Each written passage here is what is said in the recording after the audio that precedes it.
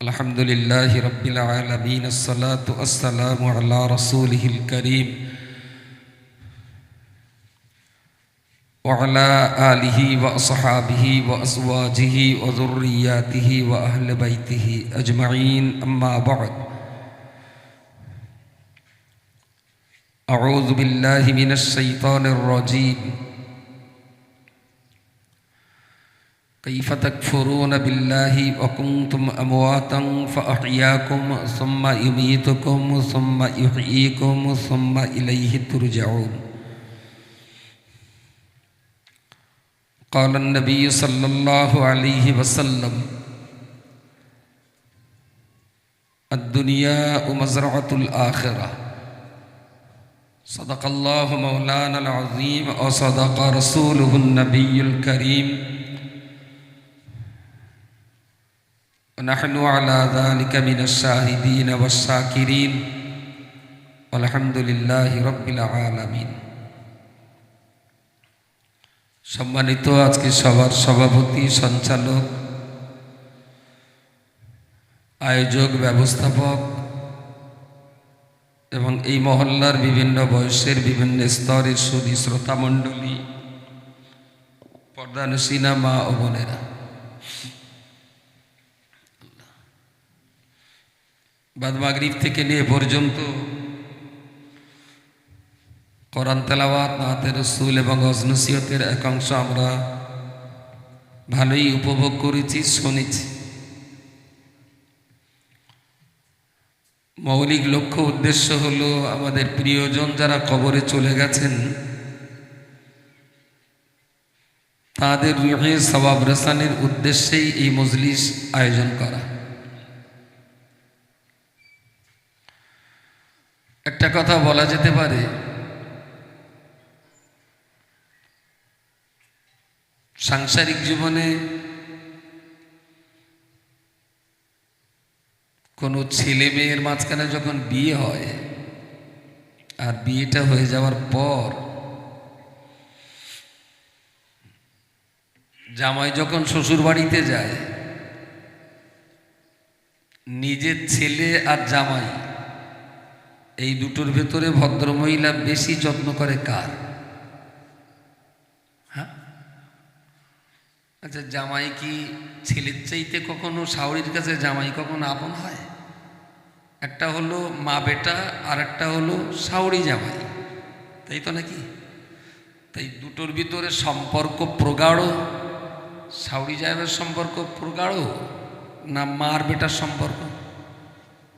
হ্যাঁ, মা বেটার সম্পর্ক। শাশুড়ি মারা গেলে শাশুড়ি সম্পত্তি জামাই পায় না, জামাই মারা গেলে জামাইয়ের সম্পত্তি শাশুড়ি পাবে না। কিন্তু বেটা মারা গেলে বেটার সম্পত্তি মা পাবে, আর মা মারা গেলে মায়ের সম্পত্তি বেটাও পাবে, ছেলে পাবে। তাহলে সম্পর্ক গাঢ় কোনটা, শাওরি জামাই না মা বেটা? যত্ন বেশি পাই কেটা? এইটা কি ঠিক ইনসাফ বলে মনে হয়?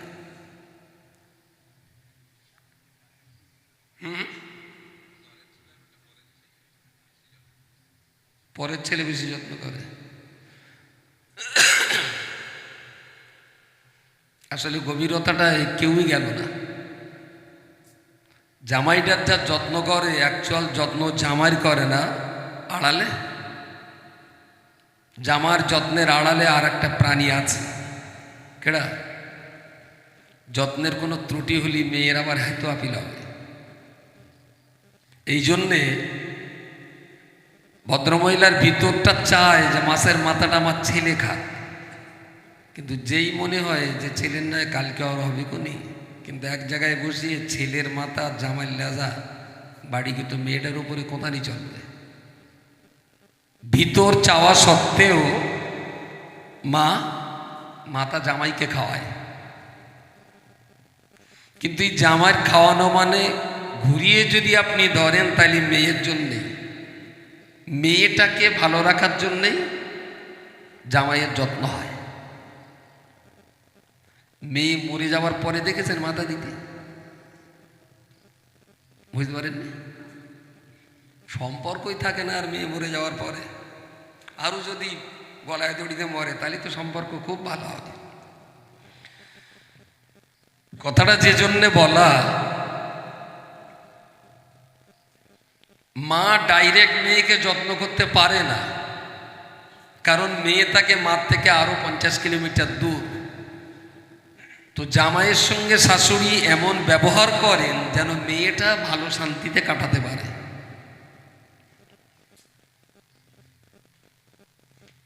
এখন কবরস্থানে যে কটা মানুষ শুয়ে আছে ওরা খুব ভালো থাকবে যদি জ্যান্ত মানুষগুলো ভালো থাকে।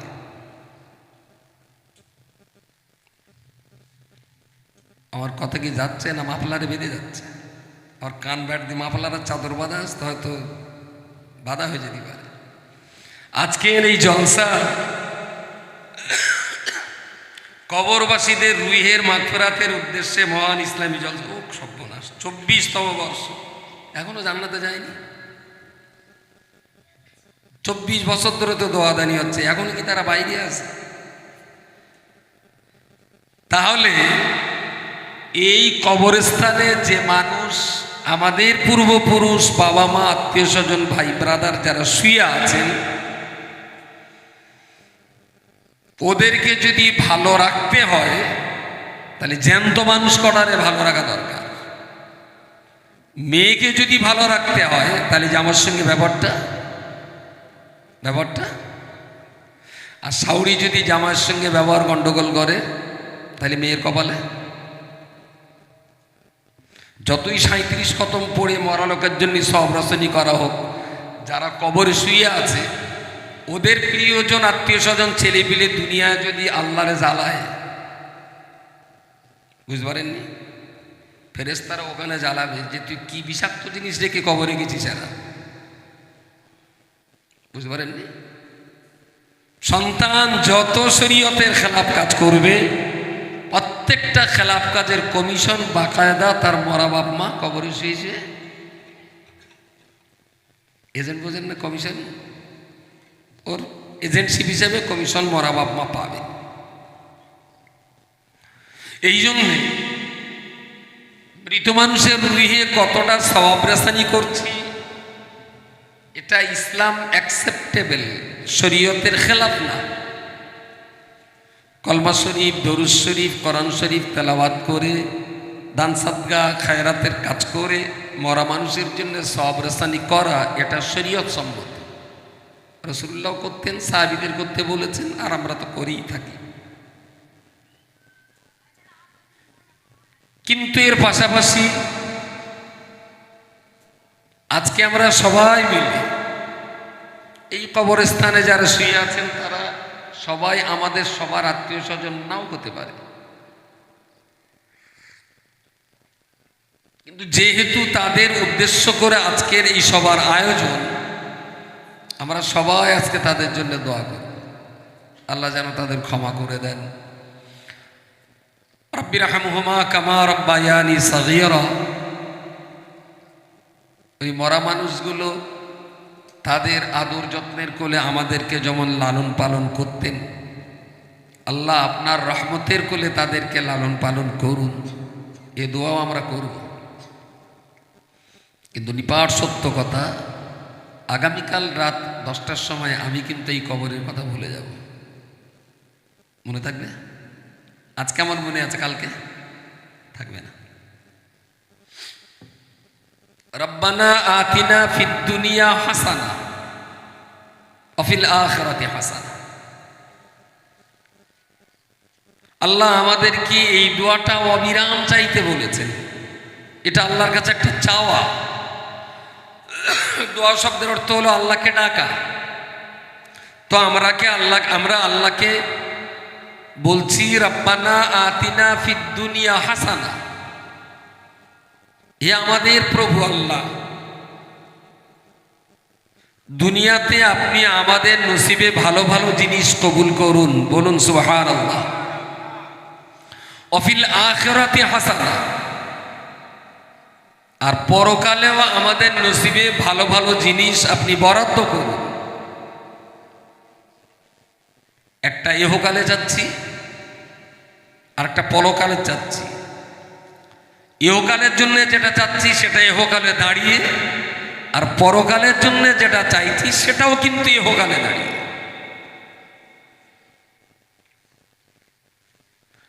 চাইছি দুই রকমের, ইহকালের একটা চাওয়া, পরকালের একটা চাওয়া, কিন্তু এই দুটো চাওয়াই কিন্তু চাইতে হচ্ছে ইহকালে দাঁড়িয়ে। তার মানে মৃত্যুর পরে আর চাওয়া পাওয়ার কোনো খবর নেই। যা চাওয়া পাওয়ার, যা চাওয়ার সব এখানে, যা পাওয়ার তাই এখানে কিছু, পরে কিছু। পাওয়াটা এখানেও হবে, পরেও হবে, কিন্তু চাওয়াটা শুধু এখানে। হাসরের মাঠে কেউ যদি 70,000 বার তওবা পড়ে কোনো দাম আছে? কোনো দাম নেই। তো চাওয়াটা এখানে, পাওয়াটা দুই জায়গায়, এখানেও হবে, পরকালেও হবে। রব্বানা আতিনা ফিদ দুনিয়া হাসানা ওয়া ফিল আখিরাতি হাসানা। আল্লাহ দুনিয়াতে আমাদের ভালো জিনিস দান করুন, আর পরকালেও আমাদেরকে আপনি ভালো জিনিস বরাদ্দ করুন। বলা যেতে পারে একই কাজে দুটোই মিটে যেতে পারে। যার দুনিয়াতে ভালো মিলবে গ্যারান্টি তার পরকালে ভালো মিলবেই মিলবে, আর যার দুনিয়াতে ভালো মিলবে না এটাও গ্যারান্টি তার পরকালটাও ভালো হবে না। আমি কি বোঝাতে পারলাম? মনে হচ্ছে একটু পেশ মারামারি হচ্ছে। রব্বানা আতিনা ফিদ দুনিয়া হাসানা। আল্লাহ আমাদেরকে আগে দুনিয়া চাইতে বলেছে, যে তোমরা আগে দুনিয়াটা ভালো চাও আর তারপরে পরকালের ভালো চাও। সম্ভবত আমরা একটা জিনিস ভুল করছি, যে ইসলাম পরকাল ভিত্তিক ধর্ম। ইসলাম ধর্মের একটা আইন বলুন যেটা পরকালে মানতে হয়। ইসলাম ধর্মের একটা আইন বলুন, নামাজ, রোজা, হজ, যাকাত, জিকির, ফিকির, তালিম, তরবিয়ত, সেবা, যত্ন, বাপমার খেদমত, প্রতিবেশীর হক, হারাম খাওয়া যাবে না, হালাল খেতে হবে, হজ করতে হবে। ইসলামের এই যে যত আইন কানুন আছে এর মধ্যে একটা আইন বলুন যেটা পরকালে মানতে হয়। একটা বলেন, একটা দেখেন খুঁজে খুঁজে পাওয়া যায় কি? হ্যাঁ, বাপমার যত্নটা পরকালে করলে ভালো হয়। বলে ইসলাম কিন্তু পরকাল ভিত্তিক ধর্ম নয়, এটা আমাদের অজ্ঞতা। ইসলাম ইহকাল ভিত্তিক ধর্ম। ইসলামের যা কিছু করার, যা কিছু বলার, যা কিছু আদেশ, যা কিছু নিষেধ, যা কিছু পরামর্শ, উপদেশ, সমস্ত কিছু দুনিয়াতে করে দেখা যায়।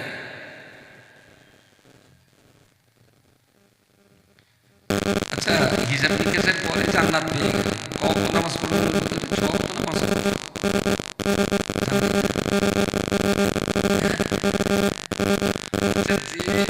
নামাজ না পড়লে 2,88,00,000 বছর জাহান্নামের ভয় দেখিয়েছেন এবং যেতেও হবে রাসূলুল্লাহ। জান্নাতের ভিতরে সেই নামাজ থাকবে না? কত তো থাকবে? কিছু বলেন? Yes no? একক তো অন্তত গরু খাওয়া, বকরা ইচ্ছা তো থাকবে। হজ, হজ, হজ, যাকাত, বাপমার সেবা, বাপমার সেবা নেই। তাহলে ইসলামের এ টু জেড, শুরু থেকে শেষ পর্যন্ত একটাও পরকাল ভিত্তিক নয়, সবটাই দুনিয়ার জন্য। পরকালের জন্য একটাও ইসলামের কোনো আদেশ নেই। আমি জানতে পারি মরার পরে মাথার কাছে বসে কোরআন শোনানো হয় কেন? সে কি আর ইহকালে আছে? যিনি মারা গেছেন তিনি কি ইহকালে আছেন? ডেড বডি আছে, তিনি কি আছেন ইহকালে? মাথার কাছে কোরআন শোনানো হয় কেন? এখনো হয়? বন্ধ হবে কবে? আমার তবলিগ মনে হচ্ছে না তো? যেহেতু পূর্বরা ছেলে সব মাথার কাছে পড়া হয়, আমি আবার একটু উল্টো কথা বলছি। যদি এইটা উদ্দেশ্য হয় যে উনি মারা গেছেন, আলহামদুলিল্লাহ, আমরা 30 পারা কোরআন তেলাওয়াত করে ওনার রুয়ে সওয়াব রাস্তানি করব। Very good. যদি সুযোগ হয় আমারও 1 পারা ভাগ দেবেন, আমিও বঙ্গনুর অফিসে বসে বসে পড়ে দেব। কিন্তু মাতার কাছে বসে পড়ার উদ্দেশ্যটা কি? কোরআন শরীফ যদি ও লোকের মাতার কাছে বসে বসে পড়া হয় আর আওয়াজ ওনার কানে যাচ্ছে। আর একটা হাদিসে আছে, মানুষ মরার পরে রসুল বলেছেন জোরে কাঁদবে না, কারণ তোমার কান্নার আওয়াজ ওই মরা মানুষের কানে গেলে সে কষ্ট পাবে, তাই না? তাহলে কোরআন পড়লেও নিশ্চয়ই উনি শুনতে পাচ্ছেন। কান্নার আওয়াজ যদি শুনতে পেয়ে থাকেন তাহলে কোরআনের আওয়াজও। আচ্ছা, ওই যে কোরআন শুনছেন, জ্যান্ত অবস্থায় 1টা অক্ষর শুনলি 10টা সওয়াব, মরার পরে 1-1 করে কড়া করে সওয়াব। সওয়াব তাহলে কি চুলকুনিতে শোনানো হয়? আমার বোঝাতে আর কি ধরনের ধোঁকা আর কি ধরনের অজ্ঞতা। 80 বছর বেঁচে ছিল, জীবনে একটা দিন কোরআন নিয়ে ইমামের কাছে বসেনি, কোরআন নিজে খুলেও দেখেনি, কোরআন পড়ার চেষ্টা করিনি। মরার পরে মাতার কাছে বসে 3-4টে ছেলে মেয়ে কোরআন পড়ছে। দেশের জনগণের বোঝানো হলো আমার বাপ কোরআনের কেন ভক্ত ছিল, দেখো মরিয়ে গিয়েও কোরআন শুনতেছে।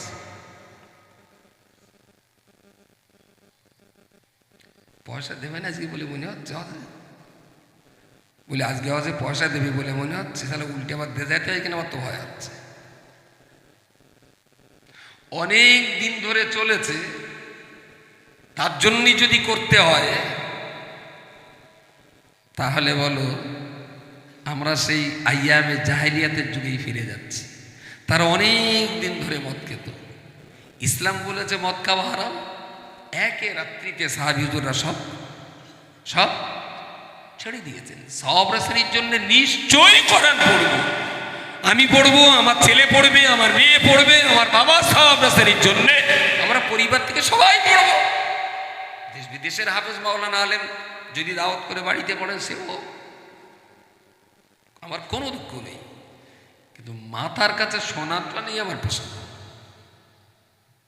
আচ্ছা, মানুষ যখন মরে যায়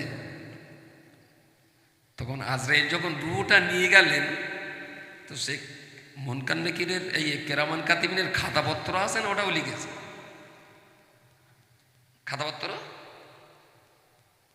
খাতাপত্র থাকে তো নাকি? কেরামান কাতিবিন সম্মানিত ফেরেশতা, ওনারা তো লেখেন, ভালো করলেও লেখেন, খারাপ করলেও লেখেন, সেগুলো সব আল্লাহর কাছে জমা হবে। এখন মরণের পর আজরাইল তো রুহু নিয়ে চলে যাবে। এখন কিরামান কাতিবিনের খাতা কি তখন থাকে মরার পর? খাতা তাহলে মৃত্যুর পরে আর সওয়াবও নেই, গোনাও নেই। মরার পরে যদি ও লোকের গান শোনানো হয় তাতে ও লোকের কোনো গোনাও হবে না, আর মরার পরে যদি কোরআন শোনানো হয় তাতে ও লোকের কোনো সওয়াব হবে না। কোরআন যদি শুনতে হয় জ্যান্ত অবস্থায়, যদি নিজেকে পড়তে হয় তো জ্যান্ত অবস্থায়, তাহলে জ্যান্ত মানুষ কোরআনের থেকে খুব উপকার পাবেন। এখন যদি আল্লাহ না করুক কাল পরশুর ভিতরেই যদি কেউ একটা মরে, তাহলে আমার কপালে খবর আছে। এখন এখানে দুটো দল হবে, একদল বলবে এই মাদ্রাসার বাচ্চারা খতম পড়ে দেখ মসজিদে বসে সব রাজনী করে দেবো, আর এক বলবে ও আমি এবার একটু কংগ্রেস করলাম সেই জন্য আমার বাপের কাছে পড়া হবে না। বাস খেলাখেলি, ঠেলাঠেলি না খেলাখেলি শুরু হয়ে গেল। ও বোঝার চেষ্টা করে, ও মনে করবে এরা আমার উপরে হিংসা করছে। আল্লাহ পাক রব্বুল আলামিন আমাদিগের জন্য বলেছেন হুদাল লিন্নাসি, এ কোরআন মানব জাতির পথ দেখানোর জন্য কোরআন, এ কোরআন পৃথিবীর মানুষকে সুপথগামী করার জন্য কোরআন, এ কোরআন পৃথিবীর মানুষগুলোকে জান্নাত আর জাহান্নামের রাস্তা দেখাবার জন্য কোরআন, এ কোরআন পৃথিবীর মানুষের ভালো আর মন্দ পার্থক্য করার জন্য কোরআন, এ কোরআন পৃথিবীর মানুষের ন্যায় অন্যায় তফাৎ করার জন্য কোরআন। ও বান্দা, মরার পরে কোরআন পড়ে লাভটা কি হবে? মরার পরে কোরআন শুনে লাভটা কি হবে? কারণ আমার তো আর মেনে চলার ক্ষমতা নাই। আমার ও, তো যাদের সামনে জায়গা আছে হিংসা করে তো লাভ নেই, সামনে খালি জায়গা থেকে একটু আগিয়ে আসেন। পিছনে আর বসার লোক আছে নাকি? কোথায় দাঁড়িয়ে রয়েছে?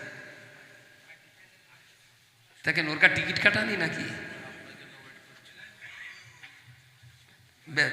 বেলাকে ঢুকেছে নাকি? ভাই যারা পিছনে আছেন ভিতরে আসুন। ওর এই পর্দার ওপাশে কি মায়েরা বসে আছে? ও,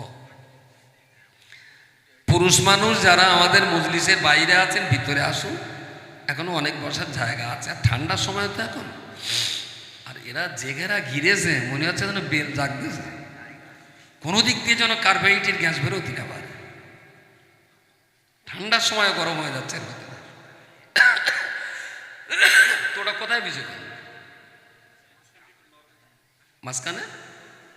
তারপর অত বড় একটা ছোট কেঁতাটাতে কিছু এনে দেন ওই জায়গাটা, ও অত বড় কোথায় এলে যাবে? দেখে দিন মরণ একটা কাপড় চোপড় এনে মুছে দেন, ছোট একটা বাটা নামাজের পাটিতে ওখানে বিছিয়ে দেন। অত বড় ওখানে দেওয়ার জায়গা আছে? ছোট একটা কিছু ওখানে বিছিয়ে দেন, বেশ। তাহলে রব্বানা আতিনা ফিদ দুনিয়া হাসানা ওয়া ফিল আখিরাতি হাসানা। জীবন্ত মানুষ হিসেবে আপনাকে বলছি, আপনি বারবার চেষ্টা করুন আপনার দুনিয়ার জীবনটা যেন শান্তির হয়। আর এটা গ্যারান্টি, আপনি যদি দুনিয়াতে শান্তি পান ইনশাআল্লাহ মরণের পরেও আপনি শান্তি পাবেন। সুবহানাল্লাহ, সুবহানাল্লাহ। এক লটারিতে ডবল প্রাইস, সেটা কি? ইসলাম মেনে চলা। ইসলাম মেনে চলবেন, দুনিয়াতেও শান্তি পাবেন, মরার পরেও। ইসলামের অবাধ্যতা করবেন, দুনিয়ায় অশান্তি, মরার পরে অশান্তি। শান্তি আর অশান্তি এই দুটো শব্দ এত জামে শব্দ। এই শান্তি আর অশান্তি সমস্ত কর্মকাণ্ড এই দুটোর ভেতরে হয়, এর ভেতরে না, তাই না? আপনি একটুখানি ভেবে দেখেন, পৃথিবীতে যত রকমের কাজ কাম আছে হয় এ গ্রুপের নাই বি গ্রুপের, তৃতীয় কোনো গ্রুপ নেই। কোনো কাজ আছে শান্তির, কোনো কাজ আছে অশান্তির। আল্লাহ আমাদেরকে যে ইসলাম দিয়েছেন, আলহামদুলিল্লাহ, ইসলামের একটা শস্য দানা পরিমাণ কাজ অশান্তির নেই। ইসলামে আল্লাহ যা কিছু দিয়েছেন সবটুকুই আমাদের শান্তির জন্য দিয়েছেন। সুবহানাল্লাহ, সুবহানাল্লাহ। আসল সওয়াব রেসানি হলো 24 বছর হয়েছে, আরো 48 বছর হোক, আমি সওয়াব রেসানির পক্ষে, আমি বিরোধী না। কিন্তু যে সওয়াব রেসানিটা কোরআন পড়ে ধর্মসভা দিয়ে হাত তুলে বলবো আল্লাহ এ সওয়াব অমুক অমুকের রুয়ে পৌঁছে দিন, এর চাইতে অনেক মজবুত সওয়াব রেসানি হলো যে আমার বাপ মারা গেছেন, আমি ইসলামের পথে জীবন চালাবো। আমার আব্বা আমাকে শিখিয়ে গেছেন, আমার বাবা আমাকে বলে গেছেন আমি নামাজ কাজা করব না, বাবা আমাকে বলে গেছেন মিথ্যে কথা না বলতে, আমি মিথ্যা বলবো না, বাবা আমাকে শিখিয়ে গেছেন মানুষকে ধোঁকা দেবে না, আমি ধোঁকা দেব না, বাবা আমাকে সতর্ক করে গেছেন হারাম খাবে না, আমি হারাম রোজগার করব না। সারাদিন যদি 24 ঘন্টা আমার বাবার কথা একবারও মনে না পড়ে, আমি যতগুলো ভালো কাজ করব প্রত্যেকটা ভালো কাজের সওয়াব, এদিকে আমার কাজও চলবে, ওদিকে এই কাজের সওয়াব মহান দুনিয়াতে আমার বাবার কবরে আল্লাহ জারি রেখে দেবেন। বলুন সুবহানাল্লাহ। এইটা হলো অরিজিনাল সওয়াব রেসানি, আসলি সওয়াব রেসানি। নামাজ পড়বো, সত্য কথা বলবো, আমি দোকানদারি করব, মানুষকে ঠকাবো না, আমি আমি আমি চাষবাস করব, কোনো মানুষের ক্ষতি করব না, আমি মাল বিক্রি করব, মালে ভেজাল দেব না, আমি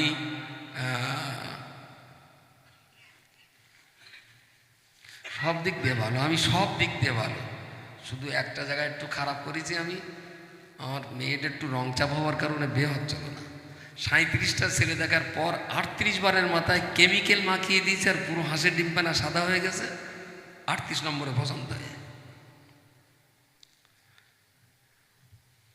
অনলি 20 মিনিটস, যত কালমেই হোক না কেন আমি ধান কল মেশিনে ঢুকিয়ে দেবো, 20 মিনিট পর হলাদ দেবো, একদম চকচকে পরিষ্কার নিয়ে বিয়ে হয়ে যাবে। আচ্ছা, আমি যদি এই চিটারি করি আমার বাপ কবরে ভালো থাকবে বলে মনে হয়?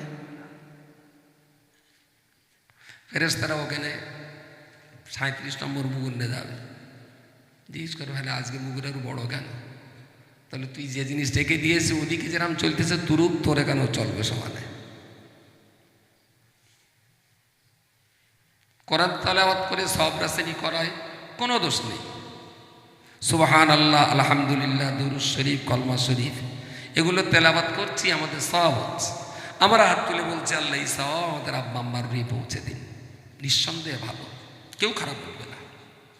তবে এর চাইতে ভালো সওয়াব রাসানি হলো যাদের জন্য আমরা সওয়াব রাসানি করব, আমাদের প্রিয়জন আব্বা আম্মা, দাদু দাদি, খালাম্মা, ফুম্মা, বেটিমা, তাদের সৎ উপদেশ অনুযায়ী যদি জীবন চালাই, তাহলে যখন যে ভালো কাজটা করব আমার ভালো কাজ রানিং, ওদিকে কবরের সওয়াবও রানিং।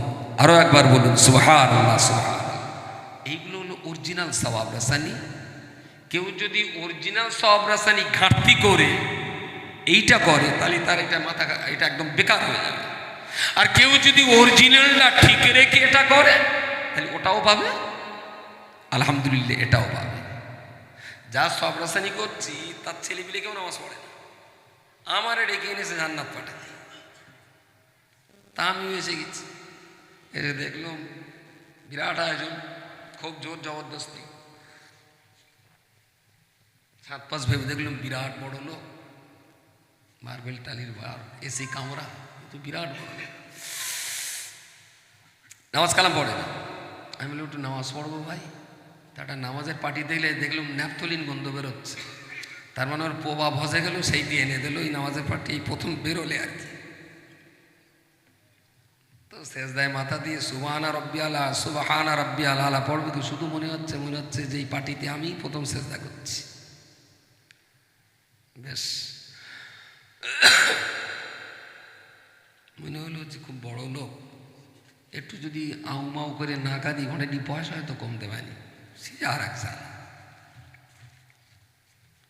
আবার যদি ওর বাপের একটু সুসংবাদ না দিতে পারি, সে বলবেন কি বলছে মারলুম, হাট কুড়বে না, ঠিক মজা লাগলো না।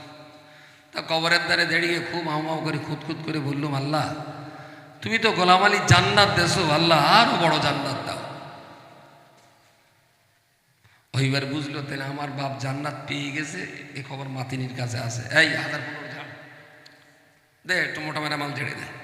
ওই বলেছি গোলাম আলীর আল্লাহ তুমি তো জান্নাত দেছো, আরো বড় জান্নাত দাও, মাল ঝেড়ে দেবে।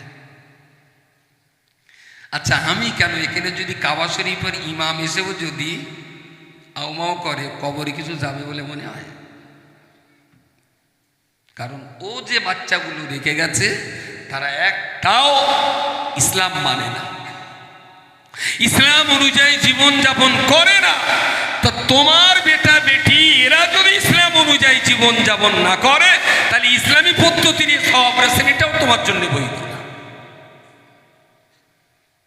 তাতে কোথাকার কোন দেশি বিদেশি হাইব্রিড কি হাঙর মার্কা মল সাহেব এসে যদি 70,000 টাকাও কবর জিয়ারাত করে, 70টা সওয়াব যাবে না। আসলি সওয়াব রাসানি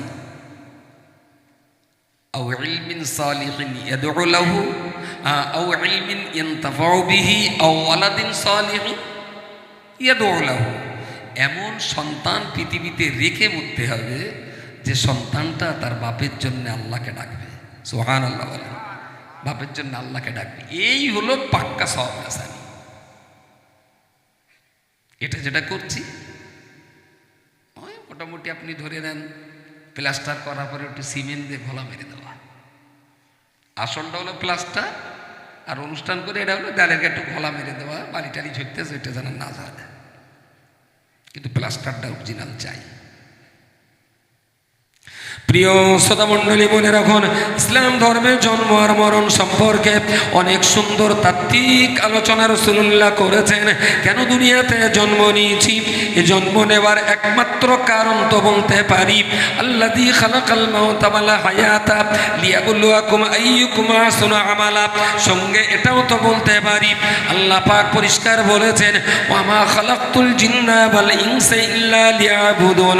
আল্লাহ বলে দিয়েছেন, আমি আমার বান্দা জিন ইনসানকে তৈরি করেছি শুধু আমার ইবাদতের জন্য।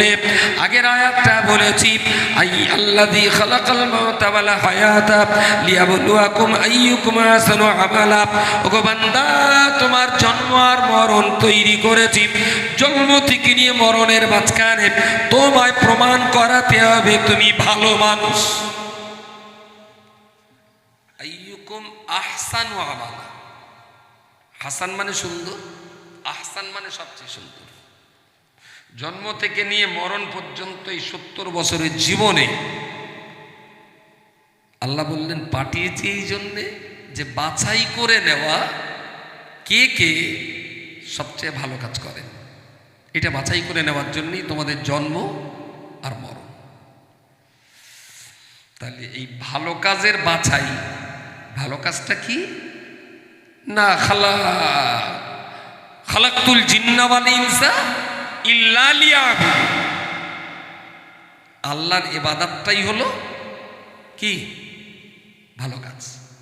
আর সেই ভালো কাজটা কে কত বেশি করতে পারে এটা যাচাই বাছাই করার জন্য জীবন আর মরণ।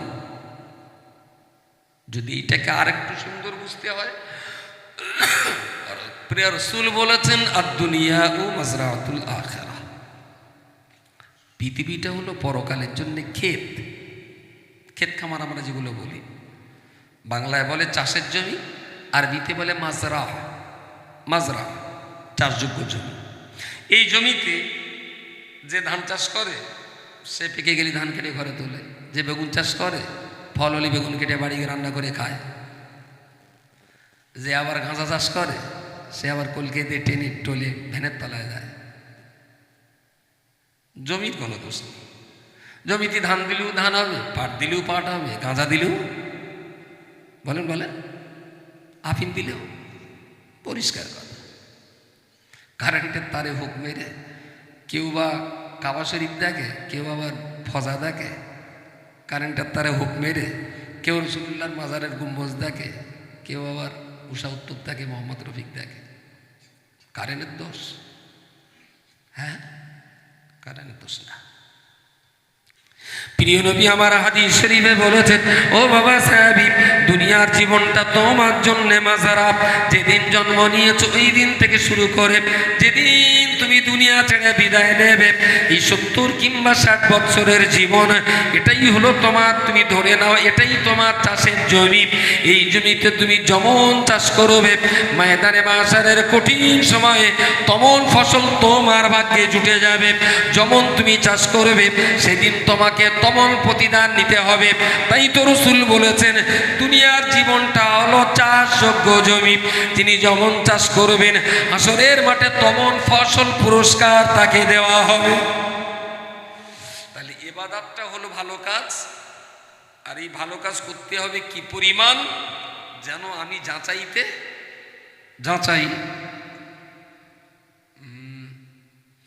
যেখানে চা তৈরি হয় দেখেছেন? চা কেউ দেখেনি? আচ্ছা, এই ছাদের খ তৈরি হয়, যে খ আর কি তৈরি বলা ভুল, যেখানে ভাঙা হয় দেখেছেন? ওরে কি বলে? কেচার না কি একটা বলে বোধহয়, কি বালির খাত বলে, পাথরের কি বলে? হ্যাঁ, কি ভাঙা? নুড়ি ভাঙা দেখেছেন? কিন্তু এই নুড়ি ভাঙা মানে আমাদের ইট ভাঙা, সুপুরি ভাঙা, তার মানে ছোট মোটা সব ভাগ ভাগ হয়ে পড়ে, ওটা আমি দেখিনি। তো ওই পাথর যখন ভাঙা হয়, ভেঙে যখন আসে, ঠিক এইভাবে নেট লাগানো আছে। এখান থেকে এইটা হলো একদম প্রথমে হলো একদম জিরো পাথর, সেই রকম ফাঁকা। তারপরে সেটা হলো হয়তো হাফ ইঞ্চি না, ওই একটা পাথর বলে না, আমরা যেটা বেশি বুঝি আর কি, 5'8" আচ্ছা 5-8 সাইজটা কি একটা পাথরের সাইজ? বলেন বলেন।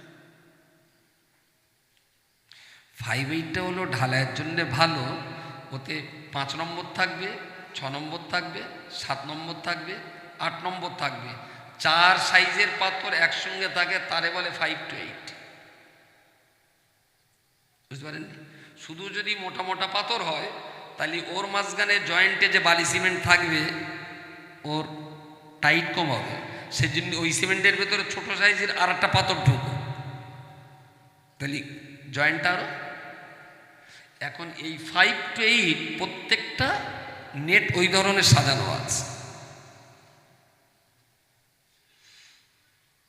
দুনিয়াটা যদি একটা ক্যাচার মনে করেন, তো আল্লাহ যখন দেখবে এ মালের যা পাথরের সাইজ, এ তো জাহান্নামের জন্য রেডি হয়ে গেছে, চলো 33 নম্বরে জাহান্নামের জন্য তুমি।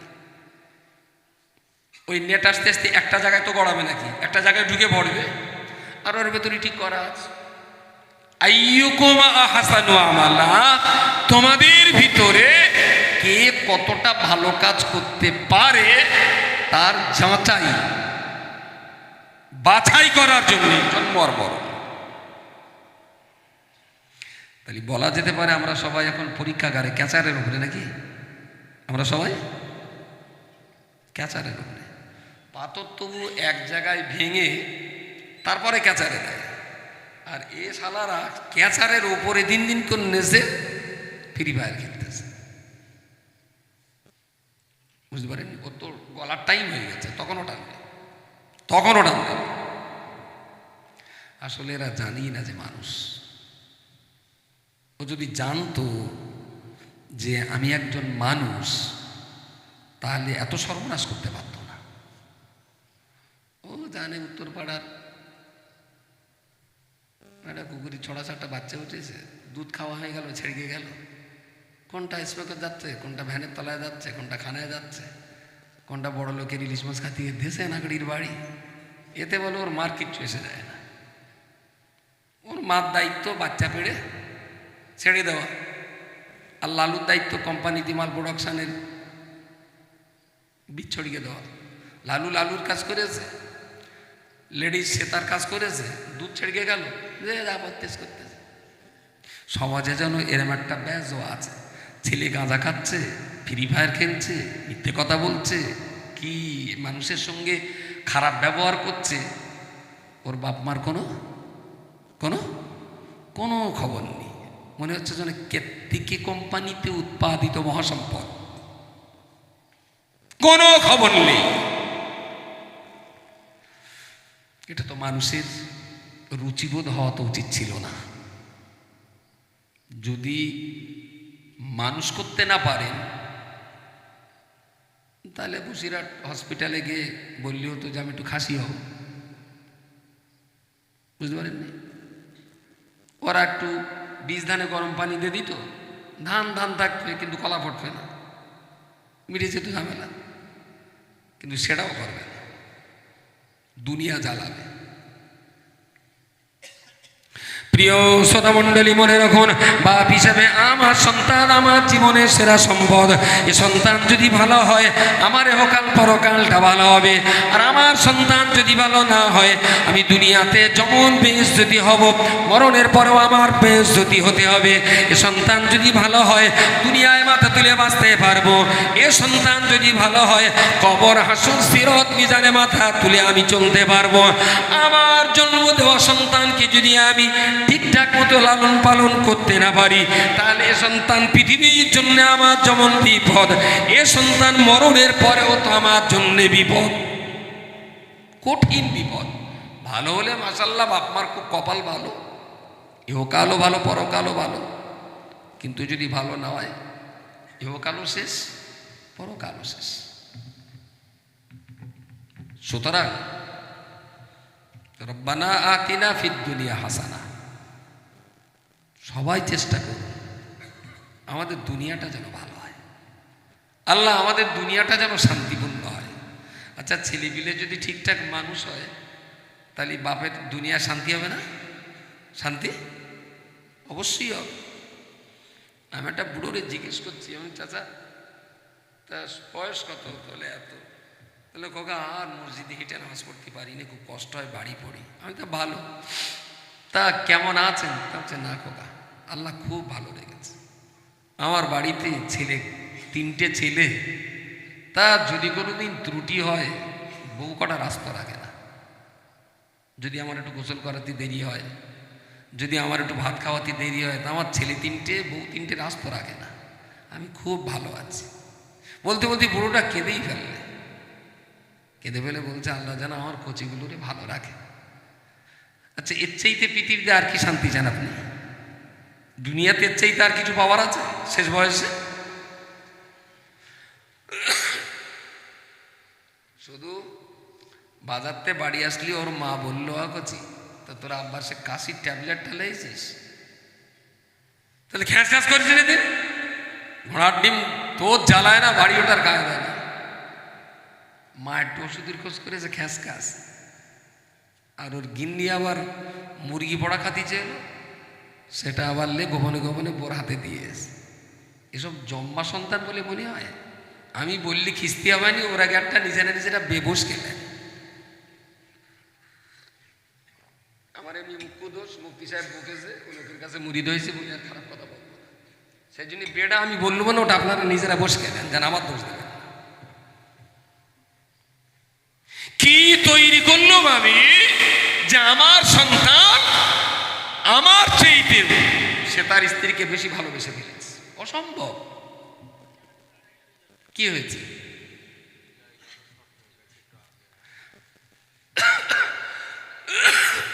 ঠিক আছে, কেউ কথা বলেন না, ওরা আসো। আচ্ছা, তোমরা কি দোলাভাই যে আমরা শালি হয়ে তোমরা বারবার ডাকবো কেন? একটু নিজের ইচ্ছা ভিতরে এসে বসা যায় না?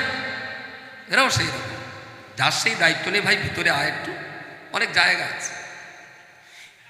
তোর গায়ে এখানে ঢুকতে যদি লজ্জা লাগে তাহলে ঢুকবি কোথায়? বস, অনেক জায়গায় ফাঁকে ঢুকে যাও, ফাঁকে ফাঁকে ঢুকে যাবো না, ভিতরে ঢুকো, ভিতরে ঢুকো, বস।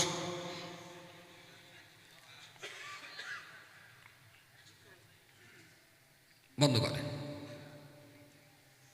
আমি এই জন্যই বলছি, বিরাট ভালো বাড়ি, বিরাট ভালো খাওয়া, বিরাট দামি পোশাক, বিরাট টাকার মালিক, আমি শান্তি মানে এটা বলছি না। শান্তি মানেই যে অনেক টাকা লাগে, শান্তি মানেই যে বিরাট বাড়ি লাগে, শান্তি মানেই যে বিরাট দামি পোশাক লাগে, আমার তা মনে হয়নি। আমার মনে হয়েছে শান্তি মানে একই পরিবারে প্রত্যেকেই যিনি যেমন জায়গায় আছেন তিনি তেমন জায়গায় দাঁড়িয়ে নিজস্ব দায়িত্ব পালন করেন, ব্যাস এ পরিবার শান্তি পরিবার হবে। কেমন সকালবেলা ঘুম ভেঙে উঠে সবাই ফজরের নামাজ পড়ে, একটু কোরআন শরীফ পড়ে, গোল হয়ে ছেলে বসলো, বৌমা বসলো, দুটো বাচ্চা বসলো, শ্বশুর শাশুড়ি এক জায়গায় বসলো, সামনের দুটো মুড়ি, দুটো কাঁচা ছোলা, একটু চা, একটু বিস্কুট, খাও খাও। এই তো শান্তি বলেন। শান্তির জন্যে কি আস্ত ছাগল পোড়া লাগে? ছোলা মুড়িতেই শান্তি হয়। ও মা, এখন হাইব্রিড শান্তি, হাইব্রিড। সন্ধ্যে 7টা বাজতে বেরলো না, বৌমা দুটো ভাত পানি খুলে হটপটে করে নে, হটপট করে ঘরে ঢুকে যাচ্ছে। তার শাশুড়ি বলতো, মা তা তোমার সৌর এই ঠান্ডায় নরম ভাত খাতে পারে না, তাহলে তো আব্বা বাড়ি আসলে তুই একটু গরম করে দিয়ে কোনি, বুঝতে পারেননি? ওর ভাগে যে মালটা পড়েছে ও সেগুলো সেই মালটার বিরাট যত্ন করতেছে। ও ও মালটা পটলটা বিরাট ভালো, কিন্তু যে গাছের পটল চালা গাছটা খুব বদমাইশ। এ রোগের কোনো ওষুধ আছে? এ রোগের কোনো ওষুধ? কিন্তু পটলটা বিরাট সুস্বাদু। আমি তাইলে যে গাছটা হইলো গাছটা একটু যত্ন করতে হবে, গাছটা না বিরাট বড়, গাছ খারাপ কিন্তু গাছের ফলটা খুব ভালো, খুব ভালো। সংসারে কি শান্তি আছে বলে মনে করছেন? শান্তি নেই। পাশে দুটো ঘরের ভেতরে সমানে ফেসবুক চালাচ্ছে, আর এই পাশের ঘরে বুড়ো আর বুড়ি কাশির কম্পিটিশান দিচ্ছে, একটুকে সে থামে ও আবার ধরে, সেই কল্পতার হেইল শায়রি বলা বেলা, ও আবার একটু থামে, বুড়ো আবার ধরে, দুটো কাশির কম্পিটিশান, পাশের ঘরে ওরা দারুণ ফুর্তিতে আছে, কোনো সমস্যা নেই তো। এরা যদি কোটি টাকার ঘরে বসোয়, ওই ঘরটা কি শান্তি বলে মনে হয়? শান্তির জন্য বড় বাড়িও দরকার নেই, ফুটপাতও দরকার নেই। যদি পরিবারের যে কজন আছে প্রত্যেকেই নিজের জায়গায় দাঁড়িয়ে যদি মনে করে সন্তানের উপরে এই দায়িত্ব, বাপ মার উপরে এই দায়িত্ব, কাজের ছেলেটার উপরে এই কর্তৃত্ব, বাড়ির মা বোনদের উপরে এই দায়িত্ব, আমরা সবাই নিজেরা নিজেদের দায়িত্ব পালন করব, পাকা বাড়িতেও শান্তি, ফুটপাতেও শান্তি। যদি পরিবারের সবাই যদি নিজেরা নিজেদের দায়বদ্ধতা মেনে চলতে না পারেন, তাহলে ফুটপাতেও অশান্তি, পাকা বাড়িতেও অশান্তি। আর এই জ্ঞানটুকু অর্জন করাই প্রত্যেক মানুষের জন্য আল্লাহ ফরজ করে দিয়েছেন। প্রত্যেক মানুষের জন্য এই জ্ঞানটুকুই ফরজ করেছেন, সব জ্ঞান ফরজ না। শান্তি প্রতিষ্ঠার জন্য যিনি যেমন জায়গায় রয়েছেন, যিনি যেমন লেভেলে আছেন, যিনি যেমন ক্যাটাগরি বা গ্রুপে আছেন, তাকে সেই লেভেল, ক্যাটাগরি আর গ্রুপ অনুযায়ী ইলম অর্জন করে শান্তি প্রতিষ্ঠা করার নাম হলো ইসলাম মেনে চলা। কিন্তু আমাদের সমাজে পড়াশুনোয় নেই, তার গ্রুপ ক্যাটাগরি কি বলবো। যারা মারা গেছেন সব রাসারে নিশ্চয়ই তাদের জন্য হবে, কিন্তু ফাতিহা শরীফ, ইখলাস শরীফ পড়ে যত সওয়াব হবে, আমি বলছি ইসলাম মেনে চলার কথা বলছি। আমার এই আলোচনা যদি কোরআন ভিত্তিক হয়, তাহলে সাধারণ পড়ে যদি 1 গুণ সওয়াব হয়, আমি সেইগুলো পড়ে ব্যাখ্যা করে বোঝাবার চেষ্টা করছি, যাতে মানুষ মগজে ঢুকিয়ে নিয়ে সেই মতো জীবন চালাবে। সাধারণ পড়ে যদি 1 গুণ সওয়াব হয়, এই কাজের কারণে 1,00,000 গুণ সওয়াব বেশি হয়, যদি আমার বলাটা ঠিক হয় আর আপনাদের যদি মেনে চলার মানসিকতাটা ঠিক থাকে, তাহলে আমাদের সওয়াব রাসানির মজলিস অত্যন্ত গুরুত্বপূর্ণ। সেকেন্ড স্টেজ, জন্মের কারণ কি বললাম, মৃত্যু। মৃত্যুটা কি না, আমার এই 65 কেজি ওজনের এই দেহের ভিতরে একটা অপার্থিব বস্তু আছে। বস্তু বললেও বোধহয় ভুল হবে, কারণ তার কোনো ওজন নেই, তার কোনো আকারও নেই, ওজনও নেই, আকারও নেই। সেটা হলো রূহ। রুহটা আমার দেহ থেকে আজরাইল ফেরেশতা আলাইহিস সালাম রুহটাকে বার করে নিলেন। জগৎ বলল আব্দুল মাতিন মারা গেছে। আমার নীরব নিস্তব্ধ দেহ মাটিতে পড়ে আছে। লোকে বলল আব্দুল মাতিন মারা গেছে। কেন এই মরণ? তাহলে জন্ম থেকে নে মরণ পর্যন্ত আইয়ুকুম আহসানু আমালা, কে কত ভালো কাজ করতে পারে, তার জন্য জন্মটাও দরকার, তার জন্য মরণটাও দরকার। থার্ড স্টপিস আলমে বারজাখ। আমার আল্লাহ পাক রব্বুল আলামিন সম্পর্কে কোরআনুল কারীমে পরিষ্কার করে বলেছেন, কাইফা তাকফুরুনা বিল্লাহি ওয়া কুনতুম আমওয়াতান। হে পৃথিবীর মনুষ্য জাতি, আমি আল্লাহ তোমাদিগের জন্য বলছি, কাইফা তাকফুরুনা বিল্লাহ ওয়া কুনতুম আমওয়াতান ফাআহইয়াকুম সুম্মা ইউমীতুকুম সুম্মা ইউহয়ীকুম সুম্মা ইলাইহি তুরজাউন।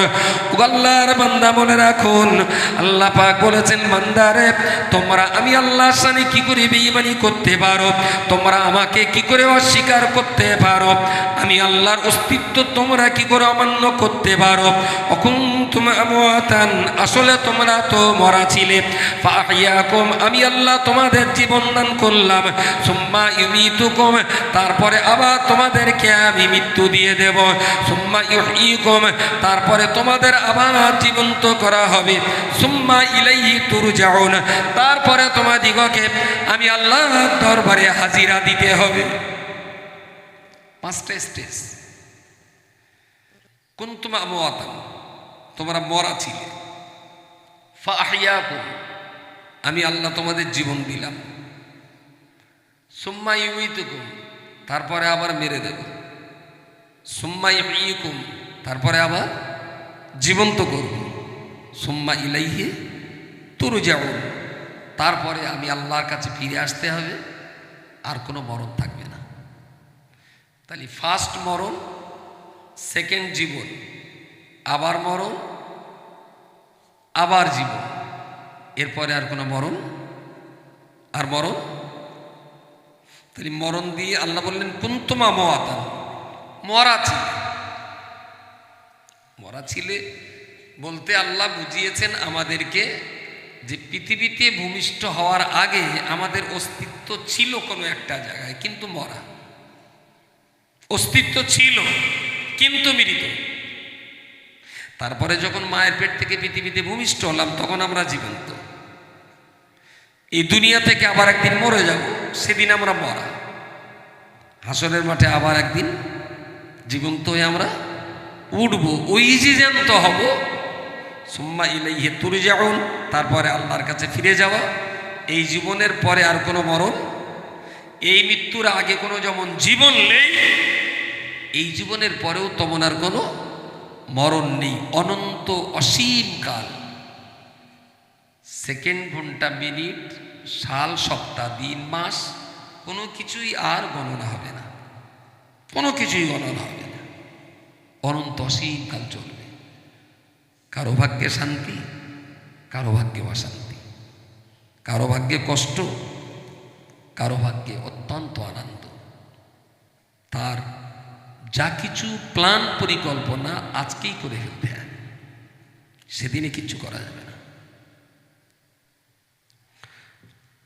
ও আল্লাহর বান্দা মনে রাখুন, তাহলে আল্লাহ পাক রব্বুল আলামিন কোরআন শরীফের ভিতরে বলেছেন, বান্দা তোমরা মরা ছিলে, আমি আল্লাহ তোমাদের জীবন দান করলাম, ফের আবার তোমাদের মেরে দেব, আবার তোমাদের জীবন দেব, আবার তোমাদেরকে মেরে দেব, তারপরে জীবন আসার পরেতে আর তোমাদের কোনো মরণ হবে না। সুম্মা ইলাইহি তুরজাউন, আমি আল্লাহর সামনে দাঁড়াতে হবে, আর আমার সামনে দাঁড়াবার পরেতে সুম্মা লা তুসআলুন্না ইয়াউমা ইযিন আনিন নাঈম, দুনিয়া জীবনে তোমাদের যে নিয়ামত দান করেছিলাম, আমার প্রদত্ত প্রত্যেকটা নিয়ামতের জবাব তোমাদের দেওয়াই লাগবে। আমার যে যে নিয়ামত ভোগ করেছো, এই নিয়ামতগুলো কে কোন কাজে খরচ করেছো, তার জবাব দিতে হবে, জবাব দিতে হবে। তাহলে ছিলাম মরা, এখন জ্যান্ত, এরপরে মরব, তারপরে আবার জ্যান্ত, তারপরে বিচার। 5টা স্টেজ। এখন ক নম্বরে আছে? এখন তাহলে ছিলাম মরা, হয়েছি জ্যান্ত, তাহলে এখন মরি আছে। 2 নম্বরে আছে। ছিলাম মরা, জ্যান্ত আছে, এরপর মরব, কবর, কিয়ামত, তারপরে জ্যান্ত আবার হাসরে, তাই না? তারপরে বিচার আচার, এরপরে আর কোনো মরণ নেই। এখন 2 নম্বরে আছে। এখন 3 নম্বর পার করে 4 নম্বর জীবনে কি হবে, এই জীবনে সেটা ভেবে নিতে হবে। 3 নম্বর স্টেজ পার করে 4 নম্বর জীবনে কিভাবে আমি কাটাতে চাই, তা আজকেই ঠিক করে ফেলতে হবে, এই জীবনেই ঠিক করে ফেলতে হবে। আর এই জীবনে যদি ঠিক করতে না পারি, তাহলে এই জীবনের বেকার হয়ে গেল। সুতরাং মৃত মানুষের ব্যাপারে রাসূল বলেছেন, জোরুল কবর ফাইন্নাহু তুযাক্কিরুল মাউতা। তোমরা মৃত মানুষদের কবর একটু সময় সুযোগ পেলেই বেশি বেশি জিয়ারত করবে। উদ্দেশ্য কি না, মরা মানুষের কবরের দ্বারে দাঁড়ালে তোমাদের মরণের কথাটা স্মরণ হবে। তাহলে ঘুরিয়ে দেখলে এটা দেখা যায় যে কবর জিয়ারত মরা মানুষের জন্য যতটা উপকারী, জ্যান্ত মানুষের জন্য তার চেয়ে বেশি উপকার। আমরা কিন্তু ওইটা বুঝি না। আমরা অধিক ক্ষেত্রে মনে করি যে আমরা মরা লোকের উপকার করতে যাচ্ছি, কিন্তু আসলে ব্যাপারটা তা না, আমাদের উপকার বেশি। আমরা যারা জানি বুঝি সেটা আমরা ভালোই বুঝি যে আমাদের উপকার, 5 মিনিটের জন্যও তো মরণের কথাটা স্মরণ হলো। যারা জানেন না, বোঝেন না, তারা মনে করলো মার কবরে তারা যা খুঁতখুত করে যেটাতে মনে হচ্ছে মা পার হয়ে গেছে, খুব একটা অসুবিধা হবে না। আর কিছু আছে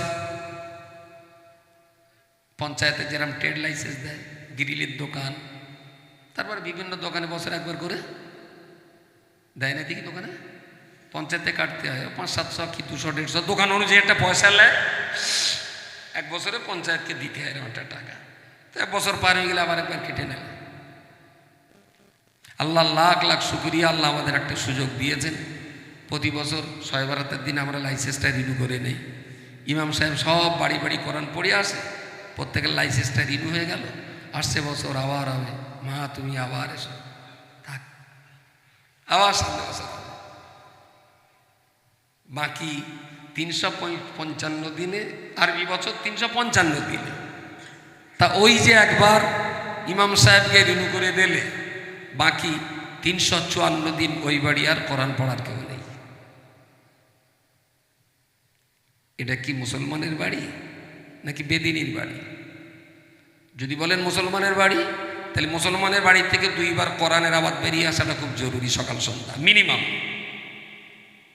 হিন্দুর বাড়ি হলে সকাল সন্ধ্যা শাঁখের আওয়াজ হওয়াটা খুব জরুরি। ওদের বাড়ি শাঁখ বাজায়, সকালে একটু শাঁখ বাজায়, সন্ধ্যা একটু শাঁখ বাজায়, ওদের ধর্মে যেমনটা আছে। মুসলিম হয়ে থাকতে গেলে, মুসলিম পরিবারের পরিচয় দিতে গেলে সেই ভিটে বাড়িতে সকাল সন্ধ্যা কোরআন তেলাওয়াতের আওয়াজ হওয়াটা জরুরি। যে ভিটে সকাল সন্ধ্যা কোরআন তেলাওয়াতের আওয়াজ হয় না, সেই বাড়ি যা বাস করে মুসলমানের জাতি না।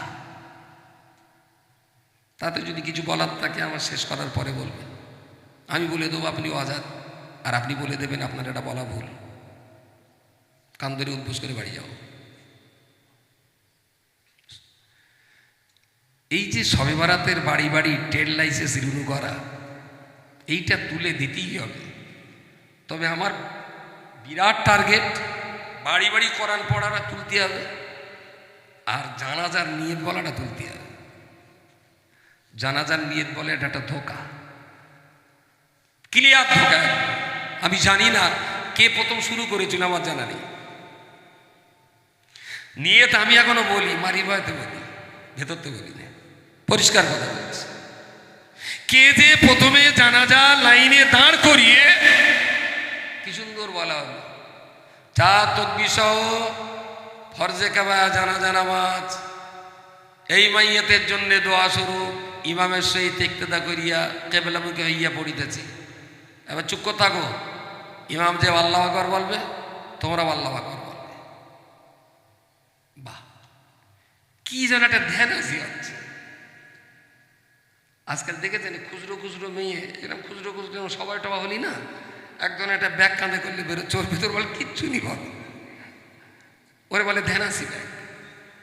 কি ওই স্পঞ্জটা, ওটা কি কিছু, ওই স্পঞ্জ ঢুকিয়ে দেয় একটু মোটা করার জন্য। বাইরে বেশ ব্যাগটা দামি, দেখতে শুনতে ভালো, কিন্তু ভেতরে কিচ্ছু নেই। বাচ্চা খুচরো খুচরো বাচ্চা, তো ওই মাল একটু কাঁধে না দিলে ওর আমার যেন ঠিক স্টাইলটা ঠিক হচ্ছে না। ওটা যেরকম ধ্যানাসি মারা, জানা যায় নিয়ত বলে দেবো একটা ধ্যানাসি মারা। যদি বলে বলো কেন, মার খাওয়ার ভয়তে বলি। তবে চেষ্টায় আছি, যেই দেখবো মানুষ বুঝে গেছে এখন আর মারবে না, আমি বলে দেবো আর নিয়ত বলবো না। তবে এটা শুরু করতে গেলেও যে কোনো জায়গা থেকে হবে না, যেখানে বাবলা কাঠ সেখানে হবে না, সালা পেরেক ছিটকে বেরোবে। যেখানে অন্তত পাটের বস্তা টস্তা আছে, পেরেক দিলি চচ্চড় করে ঢুকে যাবে, ওইরকম জায়গা থেকে শুরু করতে হবে। সেটা কি? মশলাটা একদম সোজা সাপটা। যদি আপনার মনে হয় আমি ইসলাম বিরোধী কথা বলছি, এখান থেকে বইকার মতো নাগাস টানব, তবে আমার বোঝাতে হবে যে 3 আর 2 5। আপনি মনে খোকা 10 যেখানে খোদা সেখানে, সবাই যখন বলতেছে 3 আর 2 7.5, তা তুমি একটু মেনে নাও। আমি পারবো না। সারা পৃথিবীর 9.5 কোটি মানুষ সবাই যদি বাঁধ দেখায় আর ডানার দিয়ে শোষায়,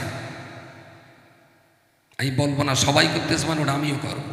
আমার যদি ডানাত আর বাঁধ জ্ঞান থাকে, আমি ডানাত দেখাবো আর বাঁধ দিয়ে সোজাবো না। কোকা সবাই বাঁধ দেখাচ্ছে, ডানাত দিয়ে সোজাচ্ছে, আমি শালা তুইও সোজা, আমি পারবো না।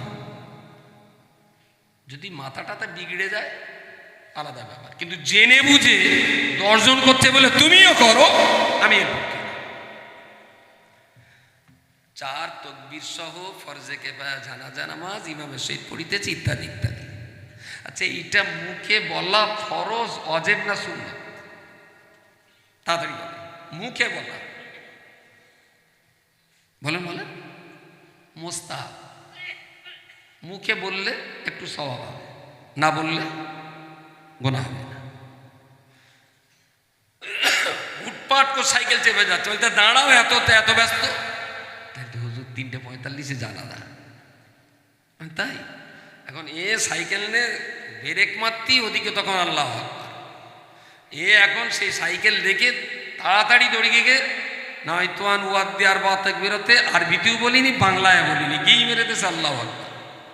ওর নামাজ হবে না? হবে না? হবে। কেন হবে? বাড়ির থেকে জানাজার জন্য জিজ্ঞেস করছিলাম কোথায় যাবা, বললো জানা যায়, এই নিয়তটা ফরজ। আর মুখে যেটা বলছে ওটা মুস্তাহাব। তাহলে আমরা যেটা মানুষকে বলে দিচ্ছি 4 তাকবীর সহ জানাজা নামাজ, এটা কিন্তু মুস্তাহাব করছি, তাই না? নিয়ত বলে দেওয়ার সার্থকতা হবে। নিয়ত করার পর পাশে এবার বলে দিতে হয়, পড়ো সুবহানাকা আল্লাহুম্মা ওয়া বিহামদিকা ওয়া তাবারাকা ইসমুকা ওয়া তাআলা জাদ্দুকা ওয়া জাল্লা সানাউকা ওয়া লা ইলাহা গায়রুক। এগুলো কোন খালু বলবে? নিয়তটা তো মুস্তাহাব, নিয়তের চাইতে এইগুলোর গুরুত্ব অনেক বেশি। এগুলো কেডা বলবে? বলেন বলেন। তাহলে যারা নামাজের ভিতরে দোয়া দরুদ কিচ্ছু জানে না, ওদের নিয়ত বলে দিচ্ছি, তাহলে ওদের বিশ্বাস আমাদের যেটা হয় না, হুজুর তো বলে দিয়েছে, তার মানে আঙ্গা জানাজা হচ্ছে। বুঝতে পারেননি? ওদের তো ধারণা যে আমাদের জানাজা, কিন্তু ভিতরে দোয়া দরুদ যদি কিচ্ছু না থাকে, সেই জন্য বললাম নিয়ত বলে দেওয়াটা মানে পাবলিকের সঙ্গে একরকম ধোকা দিচ্ছি আমরা। পাবলিক মনে করছে আমাদের নামাজ হচ্ছে, কিন্তু ঘোড়ার ডিম হচ্ছে, মোটেই হতে পারে। আর ওর যদি সত্যিকারের নামাজ কালাম পড়ার ইচ্ছা থেকে থাকে, যদি ওর ইচ্ছা থেকে থাকে, তাহলে 59 বছর বয়স 1.5 লাইনের নিয়ত এখনো বলে দেওয়া লাগে? বলেন বলেন। ওর একটুখানি বলে থাকো, দিনে দেখো তোমার বউটার তো কচি কাঁচা মা বলে, তুমি একটু মা বলো। বুঝতে পারেননি? বলবে বলে মনে হয়? শালা বুড়ো বয়সে কেলেঙ্কারি করে বললাম, শালা তুই তো এ ব্যাপারে বেশ ভালো, বউটারে মা বলবা না, কিন্তু নিয়তটা তুমি 59 বছর এখন শিখতে পারলে না কেন? পাক্কা শয়তান। ধর্ম যদি করতে হয় মন প্রাণ দিয়ে করুন। আমি সংসার, গাড়ি বাড়ি, জলকর ভাঁটা, ব্যবসা সব বন্ধ করে ধর্ম করতে বলছি না। ব্যবসা করছেন ওটাও ধর্ম, গাড়ি চালাচ্ছেন ওটাও ধর্ম, ভ্যান চালাচ্ছেন ওটাও ধর্ম, মাঠে লোক লেবার জন্মেন্দারির কাজ করছেন ওটাও ধর্ম। ওগুলো ধর্ম না? ওগুলো অবশ্যই। ওগুলো যদি ধর্ম না হবে, তাহলে রাসূলুল্লাহ পয়সার জ্বালায় 5 কুয়ার পানি তুলে বড় লোকের জমিতে দিয়ে পয়সা রোজগার করেছেন। নবী কি অধর্মের কাজ করেছেন? বড় নফল নামাজের চাইতে এটা গুরুত্বপূর্ণ। হালাল রোজগার করাটা ফরজে আইন। নফল নামাজ না পড়লে দোষ নেই, কিন্তু হালাল রোজগার না হলে দোষ আছে। সুতরাং আপনি সারাদিন পয়সার জন্য যে দৌড়চ্ছেন না, এটাও ধর্ম, তবে একটা বাউন্ডারি আছে।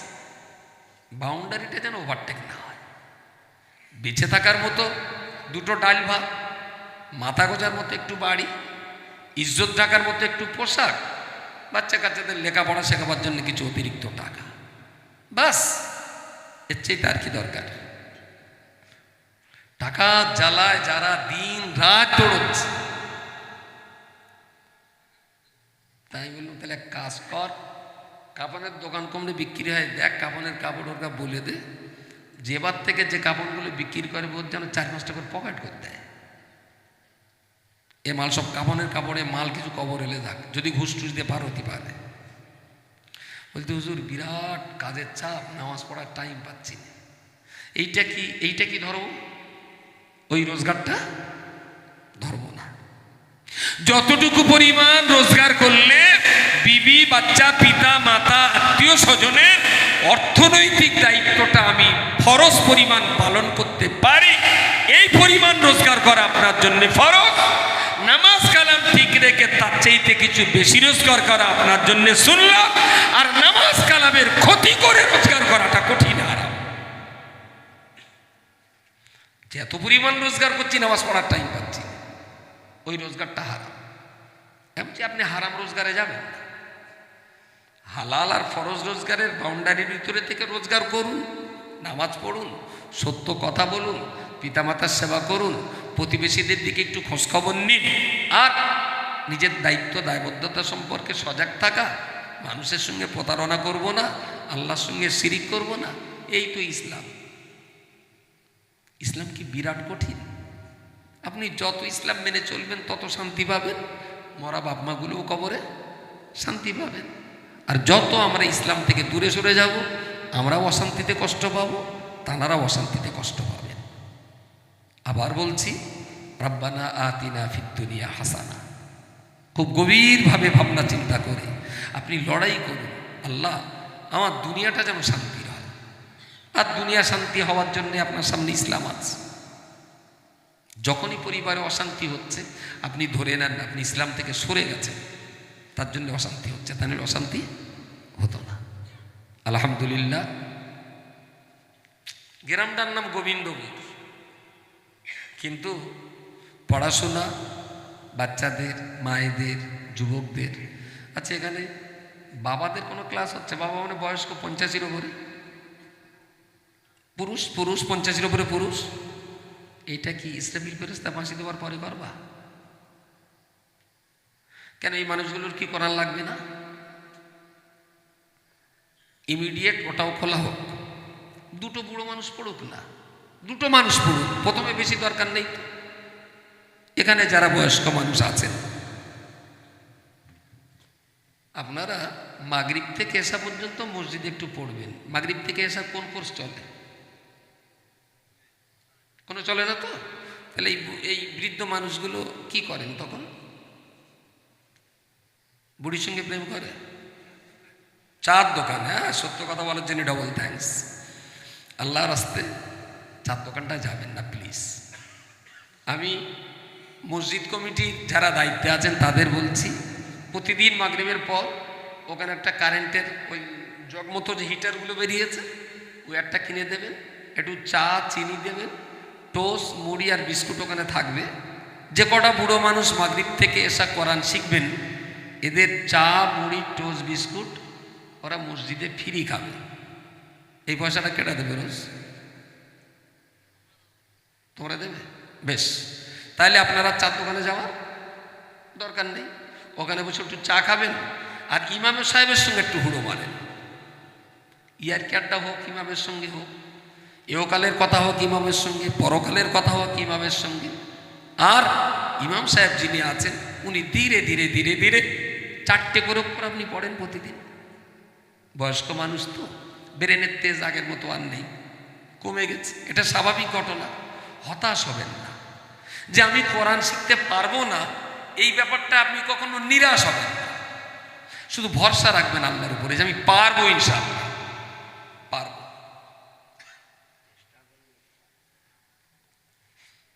আমি এই বছর 4 আগে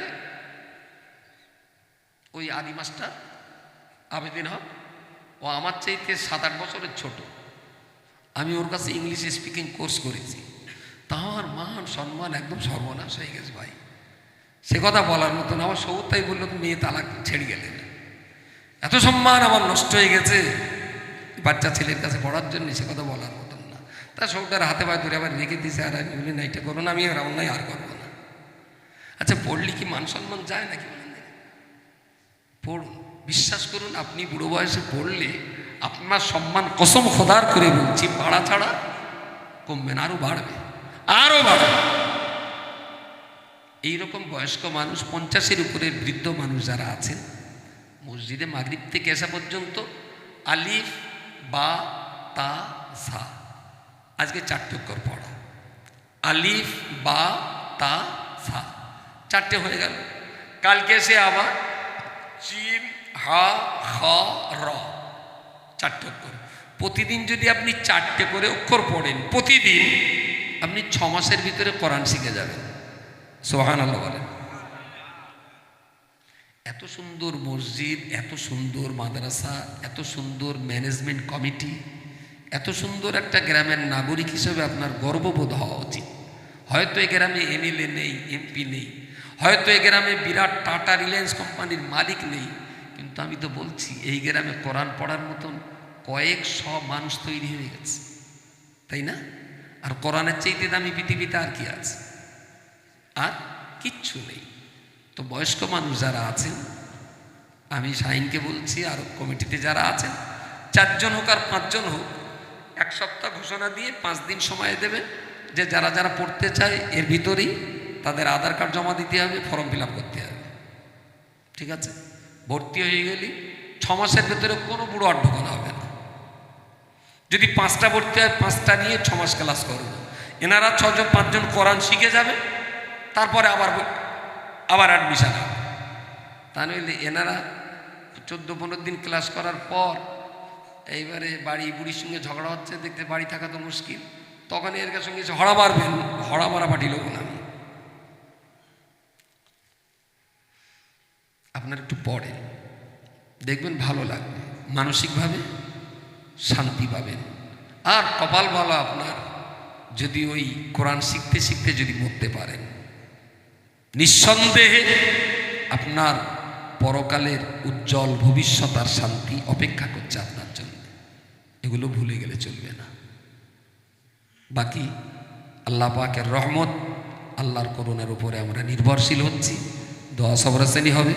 সকলে আসুন প্রিয় রাসূলের শানে আমরা একটু সালাম পড়ে নিই। ইয়া নবী সালাম।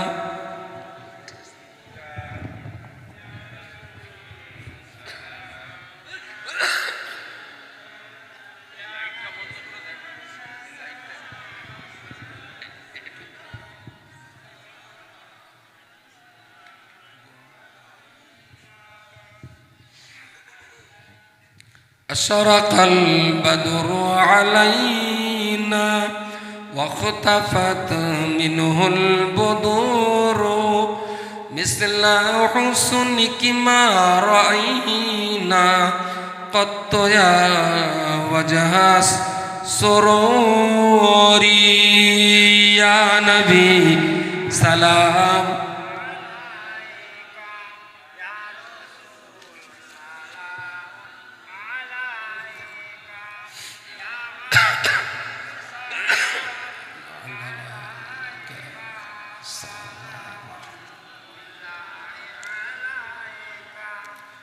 يا حبيبي يا محمد يا عروس الخافقين يا مؤيد يا ممجد يا إمام القبلتين